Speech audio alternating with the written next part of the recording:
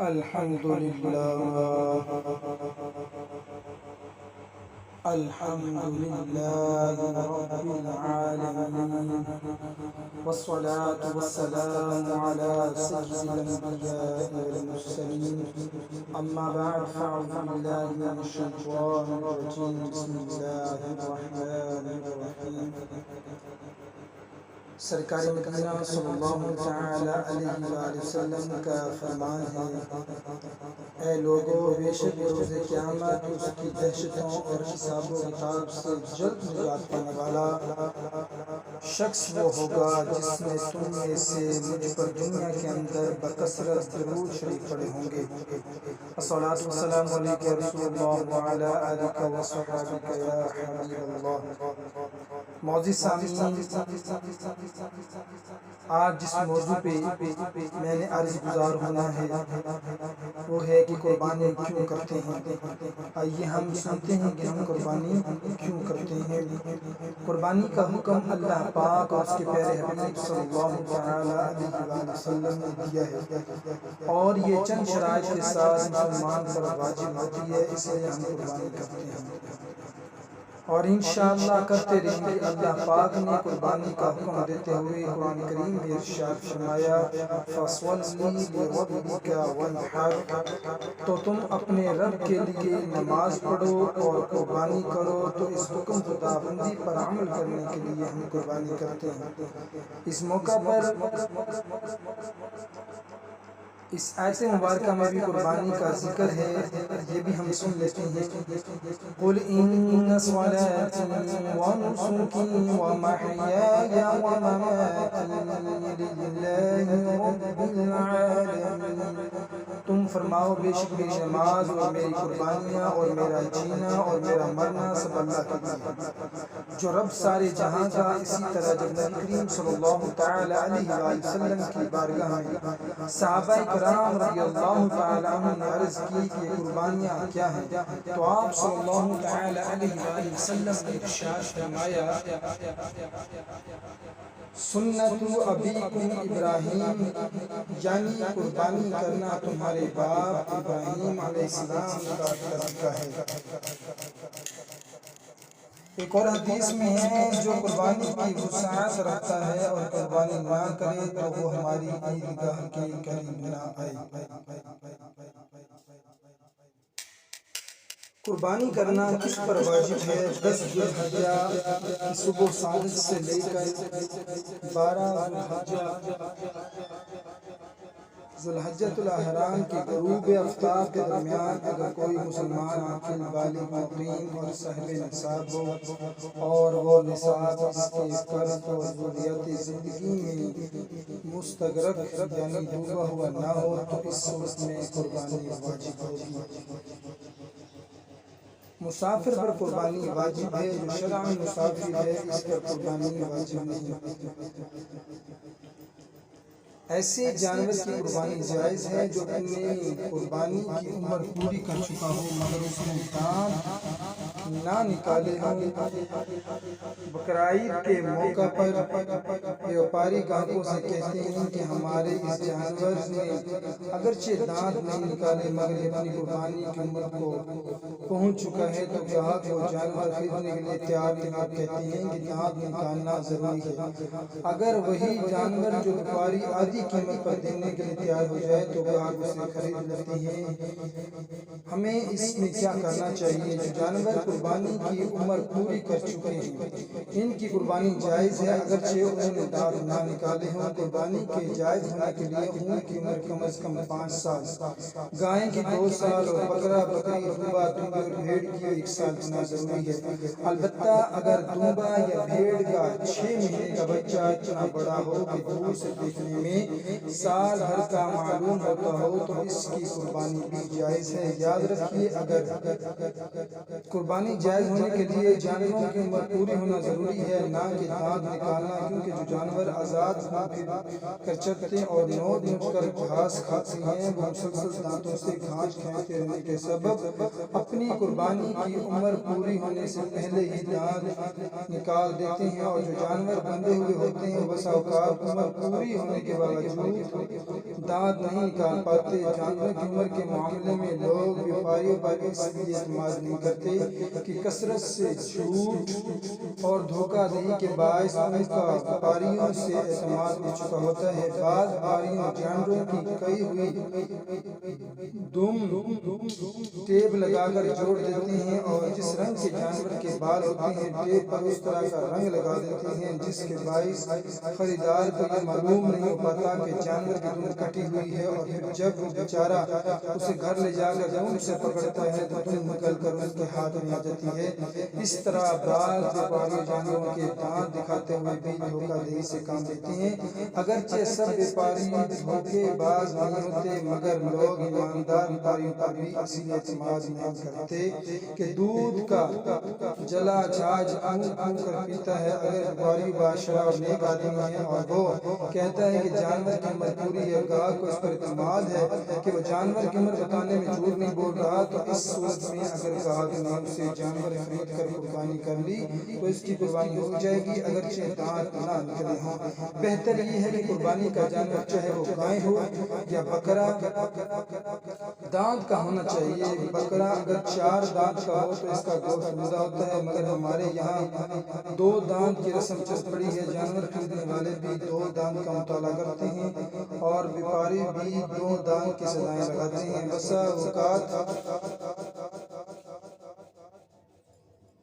بسا اوقات جانور 8 دانت یعنی بڑی عمر کا ہوتا ہے، مگر بیپاری خریدار کو صرف 2 دانت نمایاں طور پر دکھاتے ہیں اور بقیہ دانت اپنی انگلیوں سے چھپا لیتے ہیں اور پھر فوراً جانور کا منہ بند کر دیتے ہیں۔ رہی بات یہ کہ جس جانور کی کم عمری کی وجہ سے دانت نہیں نکلتے ہوتے، لوگ اسے آدھی قیمت میں خرید لیتے ہیں، تو یہ آدھی قیمت پر خریدنے والے شاید خوش فروش ہوتے ہوں گے جو ایسے جانوروں کو قربانی کے لیے نہیں بلکہ ذبح کر کے ان کا گوشت بیچنے کے لیے خرید لیتے ہوں گے۔ جانور 2 دانت کا ہے یا زیادہ کا، اس کی پہچان یہ ہے کہ جو دانت اچھی طرح نہیں نکل ہوتے وہ سارے چھوٹے سے ایک لائن میں سفیدی کی طرح نظر آتے ہیں، اور جو دانت نکل چکے ہوتے ہیں وہ اس سفیدی سے تھوڑا ہٹ کر ابری ہوئی جگہ سے نکلتے ہیں اور چوڑے ہوتے ہیں اور ان پر کچھ پیلاہٹ سی ہوتی ہے۔ اگر جانور 8 دانت کا بالکل ضعیف ہے تو اس کے 8 دانت ایک ہی لائن میں نظر آئیں گے اور ان پر پیلاہٹ بھی دکھائی دے گی۔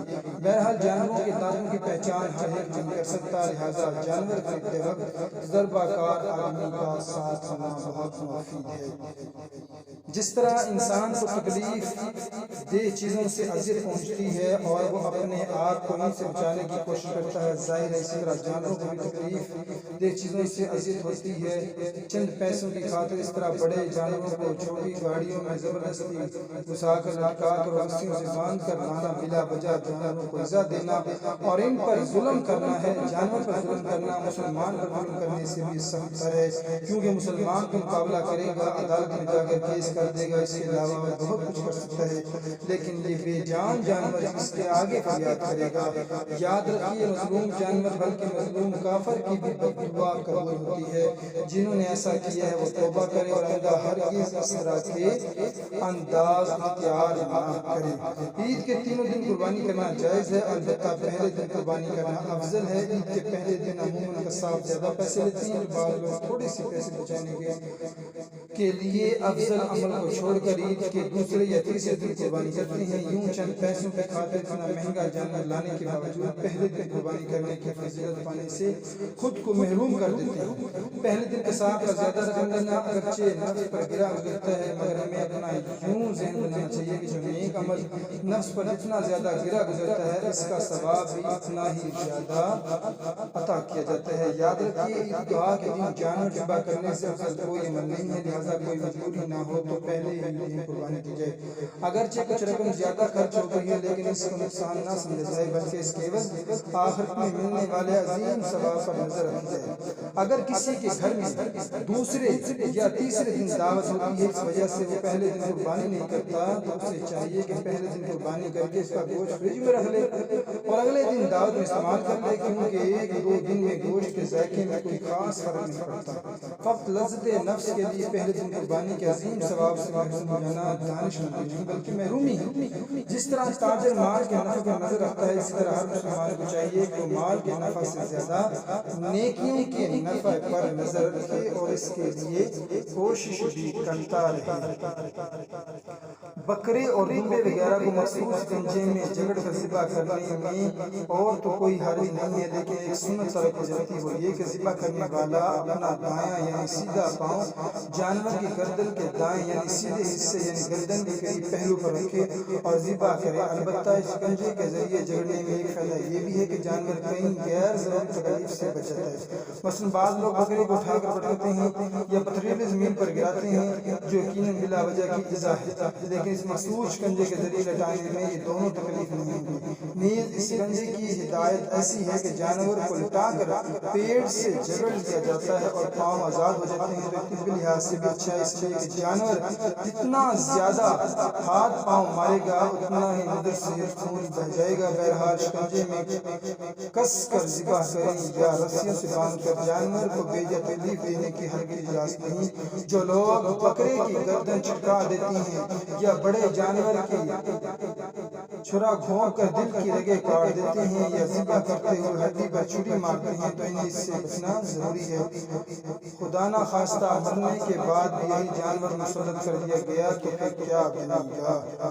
قربانی کے جانور کے بال اور اون وغیرہ کا کاٹنا مکروہ ہے۔ اگر کسی نے بال یا اون وغیرہ کاٹ دی تو ان چیزوں کو نہ تو وہ اپنے استعمال میں لا سکتا ہے اور نہ ہی کسی غنی کو دے سکتا ہے، لیکن بالوں اور اون وغیرہ کو کسی شریف کی صدقہ کرنا ہوگا۔ رہی بات ذبح کے وقت دشواری پیش آنے کی، تو اس کے لیے پورے بدن کے بال کاٹنا تو دور کی بات، گلے کے بال کاٹنے کی بھی ضرورت نہیں، بلکہ گلے پر پانی وغیرہ ڈال کر جگہ بنائی جا سکتی ہے۔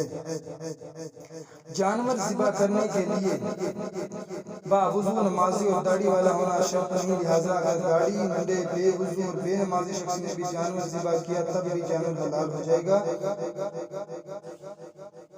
ذبح کرنے والے کا مرد ہونا بھی شرط نہیں، عورت یا سمجھدار بچہ بھی ذبح کر سکتے ہیں، البتہ جو بھی ذبح کرے اسے ذبح کے وقت اللہ کا نام لینا ضروری ہے۔ اگر کسی نے جان بوجھ کر اللہ کا نام چھوڑ دیا، مثلا دو آدمی مل کر ذبح کر رہے تھے، ایک نے سوچ کر اللہ کا نام لیا اور دوسرے نے کہہ دیا میرا کہنا ضروری نہیں، تو جانور مرتاد ہو جائے گا۔ ذبح کے وقت بسم اللہ اللہ اکبر کے الفاظ کہنا بہتر ہے، شرط نہیں۔ اگر کسی نے فقط لفظ اللہ کہہ کر چھری چلا دی تب بھی جانور حلال ہو جائے گا، اگر بولنے کے سبب اللہ کا نام نہ لیا تب بھی جانور حلال ہو جائے گا۔ اجتماعی قربانی کے مسائل بہت پیچیدہ اور مشکل ہے، لہذا اجتماعی قربانی کرنے والوں کے لیے لازم ہے کہ وہ اس سے متعلقہ ضروری مسائل سیکھے یا پھر علماء کرام کی مکمل رہنمائی میں قربانی کرے۔ بدقسمتی سے لوگوں نے اجتماعی قربانی کو ایک کاروبار بنا لیا ہے۔ بعض ادارے بھی علماء کرام کی رہنمائی کے لیے بغیر اجتماعی قربانی کرتے ہیں اور خلم خلا غلطیاں کر کے لوگوں کی قربانیاں ضائع کر دیتے ہیں۔ ہر ایک کو عذاب آخرت سے ڈرنا چاہیے اور شرعی تقاضے پورے ہونے کی صورت میں ہی اجتماعی قربانی میں ہاتھ ڈالنا چاہیے۔ اگر قربانی واجب ہے اور پیسے چھوٹے نہیں ہیں، کاروبار میں لگے ہوئے یا کوئی مال خریدا ہوا جسے بیچنا نہیں چاہتے، تو اب اگر کسی سے پیسے ادھار لے کر قربانی کرنی تو حرج نہیں۔ البتہ اگر قربانی واجب نہیں تو ظاہر ادھار لے کر قربانی کرنا ضروری ہے نہیں ہے، لیکن اگر قربانی کی تو ثواب ملے گا، مگر ایسا کرنا پڑا اس کہ پھر قرضہ اترے گا نہیں اور یوں لڑائی جھگڑے کے مسائل بھی ہو سکتے ہیں۔ لہٰذا میرا مشورہ یہ ہے کہ اگر قربانی واجب نہ ہو تو صرف قربانی کرنے کے لیے قرضہ نہ لیا جائے۔ قربانی کا گوشت اگر کوئی سال بھر تک کھانا چاہے تو کھا سکتا ہے، یہ جائز ہے۔ محرم حرام میں بھی قربانی کا گوشت اور اس کے علاوہ جانور ذبح کر کے اس کا گوشت بھی کھایا جا سکتا ہے۔ بہار شریعت کے 15 حصے میں قربانی کے مسائل لکھے ہوئے ہیں، اس میں قربانی کے جانور کے گوشت کے 3 حصے کرنے کو مستحب لکھا ہے۔ مثلا بکرا تو اس کے 3 حصے کر لیجئے، ایک حصہ قربانی کرنے والا اپنے استعمال میں رکھے، ایک حصہ رشتہ داروں میں تقسیم کر دے اور ایک حصہ غریبوں میں بانٹ دے تو یہ مستحب ہے۔ 20-30 ہزار کمانے کا مسئلہ نہیں ہے۔ اس طرح لوگ 1 لاکھ بھی کماتے ہیں اور پوری کی پوری رقم خرچ ہو جاتی ہے۔ کوئی 10 ہزار میں گزارا کر لیتا ہے اور کسی کا 10 لاکھ میں بھی گزارا مشکل سے ہوتا ہے۔ کسی کے پاس آج کا کھانا ہو تو کل کا نہیں ہوگا، کل کا ہوگا تو پرسوں کا نہیں ہوگا، لہذا اتنا کماتا ہی بنیاد نہیں، بلکہ بنیاد یہ ہے کہ 10 ذو الحجۃ الحرام کی صبح صادق سے لے کر 12 ذو الحجۃ الحرام کے غروب آفتاب تک کے وقت جو غنی ہو، یعنی ضرورت کے علاوہ اس کے پاس نصاب کے برابر رقم وغیرہ موجود ہو اور قرض میں گرا